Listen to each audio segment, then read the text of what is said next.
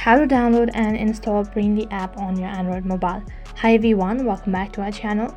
In this video, I'm going to walk you through the steps on how you can download and install Brainly app on your Android mobile.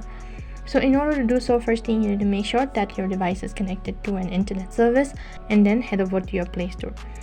As you open up your Play Store, on the search box type in Brainly, and as soon as you type in Brainly, right on top you'll be able to see the application that you want to download.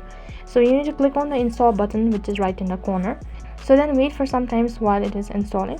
You can go through all of these information regarding the app. You can go through the reviews and all of the instructions on how you can use the app. So after it is installed, you need to open it up.